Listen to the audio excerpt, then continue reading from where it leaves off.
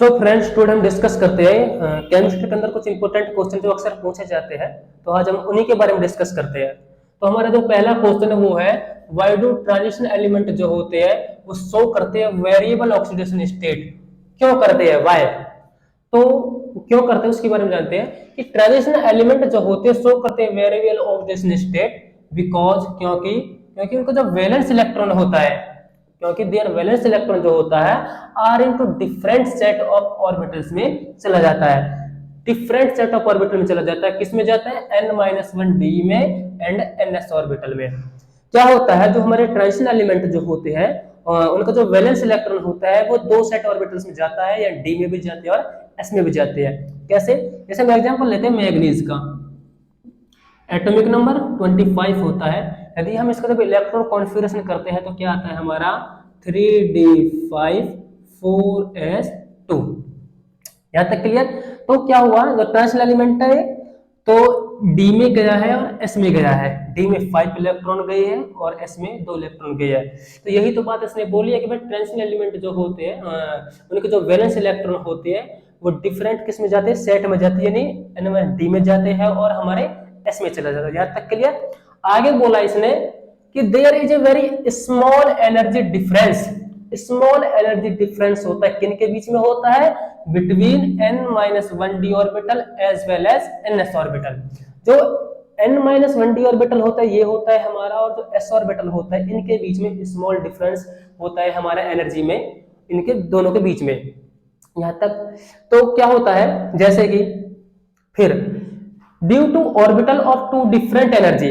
भाई जो ऑर्बिटल है ये हमारे इनके डिफरेंट एनर्जी है, different energy level taking part in bond formation. जब ये हमारे वैलेंस इलेक्ट्रॉन डी के और एस के दोनों जब ये क्या करेंगे, किसी के साथ बॉन्ड बनाएंगे, यानी बॉन्ड फॉर्मेशन का काम करेंगे, तो क्या कहो, variable oxidation state are possible. तो वेरिएबल ऑक्सीडेशन स्टेट तो पॉसिबल होगा ही होगा।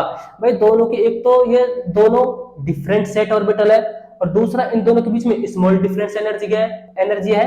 जब ये दोनों के डी का और एस का इलेक्ट्रॉन जब बॉन्ड बनाने में, यानी बॉन्ड जब बनाते हैं किसी के साथ डिफरेंट ऑर्बिटल से, तो क्या होगा, ये वेरिएबल ऑक्सीडेशन स्टेट शो करते हैं। जैसे कि मैग्नीज डी में ऑर्बिटल हमारे 1 2 3 4 5, एस में 1। तो डी में हमारे कितने पर इलेक्ट्रॉन है? 5। एस में कितने हैं? 2।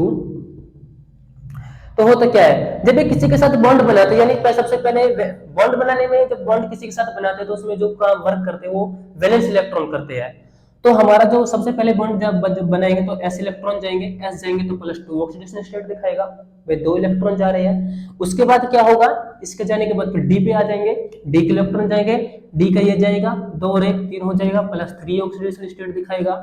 इसके चले जाने के बाद फिर ये जाएगा 1 2 3 4, फिर 4 दिखाएगा। तो टोटल कितनी है? 2 और 5 7। तो मैक्सिमम जो ऑक्सीडेशन स्टेट दिखाएगा वो 7 दिखाएगा।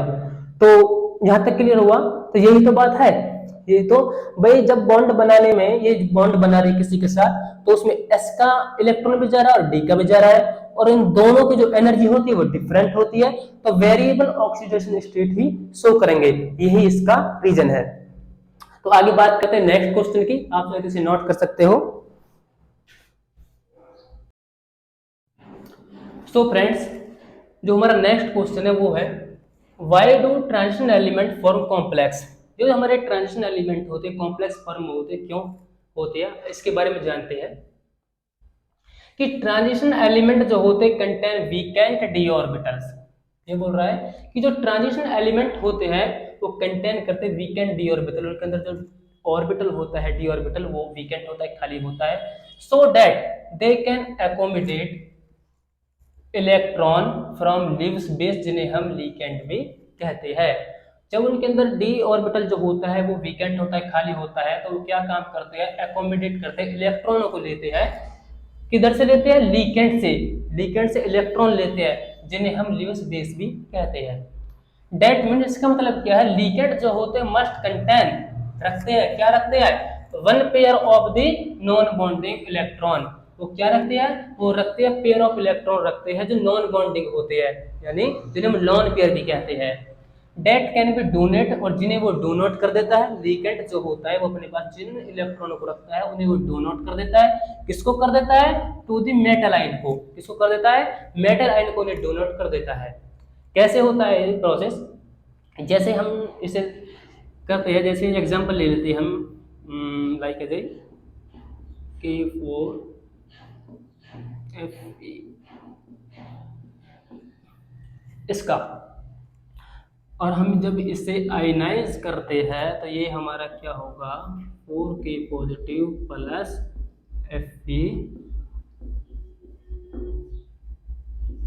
माइनस चार्ज, क्या हो जाएगा। हाँ जी, क्या हुआ, ये हमारे कॉम्प्लेक्स कंपाउंड है, कॉम्प्लेक्स कंपाउंड है, और इसे ये क्या होता है हमारा, ये होता है हमारा कोऑर्डिनेशन स्फीयर, ये होता है हमारा 6 जो है कोऑर्डिनेशन नंबर, और ये जो होता है हमारा सेंट्रल मेटल एटम।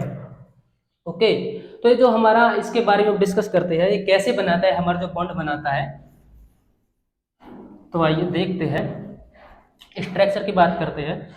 जैसे कि था क्या हमारा FeCN का 6 - 4 चार्ज, इसका स्ट्रक्चर बनाते हैं। स्ट्रक्चर बनाते हैं, सबसे पहले जो सेंट्रल एटम होता है उसे हम बीच में लेते हैं, Fe,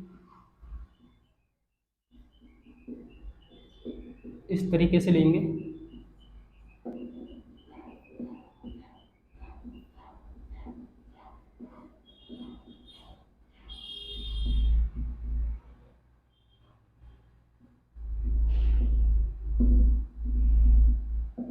इसका स्ट्रक्चर होगा।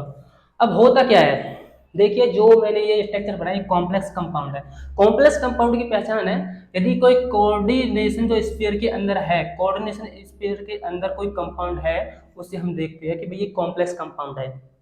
उसके बाद मैंने स्ट्रक्चर शो करा है, ये साइनाइड है, ये एरो के निशान मैंने Fe की तरफ दिखाया है, क्यों, इसका मतलब है जो साइनाइड के पास अपने इलेक्ट्रॉन है, लोन पेयर है, वो डू नॉट कर रहा है इस मेटल आयन को, तो डू नॉट कर रहा है इस मेटल आयन को। यही तो इसने बताया, इसके अंदर इसने क्या बताया, जो लीकेंट हमारे होते हैं, लीव्स बेस जो होते हैं, वो क्या काम करते हैं, कंटेंट रखते हैं one pair of the non bonding जो इसके पास इलेक्ट्रॉन होते हैं, और उन्हें डो नॉट कर देता है। किसको कर देता है, मेटल आयन को। जब वो डो नॉट करता है तभी तो उसका बॉन्ड बनेगा, भाई तो वो डो नॉट कर रहा है तभी तो इनके बीच में बॉन्ड बना है। और जो बॉन्ड बनने से जो कंपाउंड बनता है, लीगेंट ने अपने लोन पेयर मेटल आयन को दिए, और मेटल आयन को जब दिए तो एक बॉन्ड बना, और बॉन्ड बनने के बाद जो कंपाउंड बना उस कंपाउंड को बोलेंगे हम कॉम्प्लेक्स कंपाउंड। बात क्लियर। उसके बाद जो मेन फैक्टर होते हैं वो क्या होते हैं, किन की वजह से होता है, मेन फैक्टर इनके अंदर due to small size of the atom, क्या जो एटम होता है इसका साइज स्मॉल होता है, इसकी वजह से। दूसरा पॉइंट, जो हाई चार्ज डेंसिटी, जो हमारे ट्रांजिशन एलिमेंट होते हैं उनके पास हाई चार्ज होता है, हाई डेंसिटी होती है चार्ज की भाई, और हाई जिसके पास हाई चार्ज डेंसिटी होती है उसका साइज स्मॉल ही होता है। दूसरा है presence of vacant D orbital. तीसरा जो पॉइंट है, presence of vacant D orbital for accepting electron pair from ligand. भाई वो क्या होगा, जब उसके पास डी ऑर्बिटल जो है वो वीकेंट होगा, खाली होगा, तभी तो वो लोन पेयर को कहीं एक्सेप्ट करेगा, कहीं रखेगा। जब उसके पास फुलफिल होगा तो वो लगेगा कैसे, क्या कंडीशन है कि भाई जो डी ऑर्बिटल होते हैं वो वीकेंट होते हैं इनके अंदर, और जो वो एक्सेप्ट कर लेते हैं लीकेंड से जो लोन पेयर आते हैं, इसका प्रोसेस होता है। बात क्लियर। नेक्स्ट क्वेश्चन की बात करते हैं, नोट करिए।